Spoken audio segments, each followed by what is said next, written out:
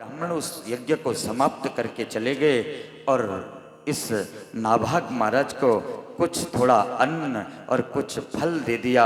और जैसे ही उस अन्न फल लेकर के नाभाग महाराज अपने पिता नभग के पास आ रहे थे और इतने में रास्ते में भगवान शंकर नाभाग महाराज की परीक्षा लेने के लिए प्रकट हो गए। बोलते ये सामान कहाँ ले जा रहे हो? नाभाग महाराज रोते हुए बोलते हैं, हे महाराज श्री जी, कई दिन से मेरे पिता ने जल ग्रहण नहीं किया, अन्न ग्रहण नहीं किया, उनके प्राण निकल रहे हैं और ये जल लेकर के और ये अन्न लेके ये फल लेके मैं उनके पास जा रहा हूँ और मैं बहुत देरी में हूँ, बहुत जल्दी में हूँ, इसलिए मैं देर नहीं कर सकता, कहीं मेरे पिता नभग के प्राण न निकल जाए। एक काला पुरुष फिर नाभाग महाराज को रोकते हैं, तुम्हारे हाथ में जो ये सामान है, ये सामान तुम कहां से ला रहे हो? बोलते ये सामान तो मैंने यज्ञ में ब्राह्मणों के समक्ष में कुछ मंत्र बोला जो मेरे पिता नभग ने मुझे सिखाए थे बाल्यकाल में, और इसलिए ब्राह्मण खुश हुए एक क्षत्रिय के मुंह से बढ़िया मंत्र सुनने में, और इसलिए उन्होंने मुझे ये यज्ञ का जो बचा था भाग उसको दे दिया और अपने पिता के लिए ले जा रहा हूं, और मैंने भी भोजन नहीं किया महाराज। वो काला पुरुष बोलता है जो यज्ञ में जो भाग बच जाता है इस पे तो मेरा अधिकार है, और इस मेरे अधिकार को तुमको ब्राह्मणों ने क्यों दिया? नाभाग महाराज बोलते हैं, प्रभु मैं एक बार अपने पिताश्री को पूछ के आता हूं, अगर मेरे पिताश्री ने बोल दिया कि यज्ञ में बचा हुआ जो सामान है उसमें किसी और का अधिकार होता है तो मैं अभी इस पोटली को लेकर के आपके पास में आ रहा हूं।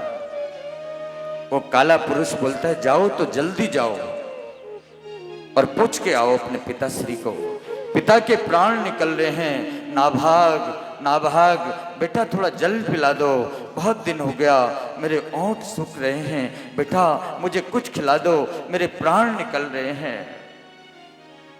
नाभाग महाराज बोलते पिताश्री अन्न मिला है, जल मिला है, फल मिला है, लेकिन एक काला पुरुष बोलता है कि यज्ञ में जो सामग्री बचती है उस पे मेरा अधिकार होता है। बोलते बेटा वो काला पुरुष कोई और नहीं हो सकता, क्योंकि यज्ञ में जो सामग्री बचती है उसमें शंकर का अधिकार होता है। बेटा मैं मर लूंगा कोई बात नहीं, पर किसी के अधिकार को मैं नहीं खाऊंगा, तुम इसको लेकर के जाओ। नाभाग महाराज फिर दौड़ते दौड़ते उस काले पुरुष के सामने पहुंचे। बोलते मेरे पिताजी ने कहा है जो यज्ञ में जो सामग्री बच जाती है उस पे भगवान भोलेनाथ आपका अधिकार होता है, और भगवान भोलेनाथ का अधिकार होता है। हे काले पुरुष, इसलिए ये हमारा नहीं है, अगर आप बोलते तो आप ले लो और मैं चले जाता हूँ। भगवान भोलेनाथ उस पोटली को पकड़ने लगे, प्रसन्न हो गए कि धन्य होए नभग महाराज, नाभाग महाराज तुम्हारी सत्यता कैसी है?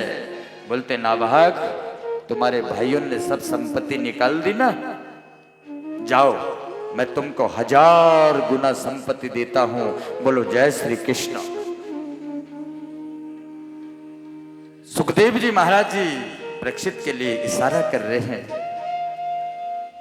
संसार में जो किसी की संपत्ति पर अधिकार करता है उसको उसी संपत्ति तक उतना ही अधिकार मिलता है, लेकिन जब भगवान वो उगड़ दानी जब देता है तो हजारों महल दे दिए नभग महाराज को, हजारों महल दे दिए नाभाग महाराज को, और नाभाग महाराज तो अपने पिता श्री नभग को ला करके और एक विशाल काय महल में रहने लगे। और इसी नाभाग महाराज के पुत्र तो भक्त अम्बरीश जी हुए। बोलो श्री भक्त अम्बरीश भगवान की जय।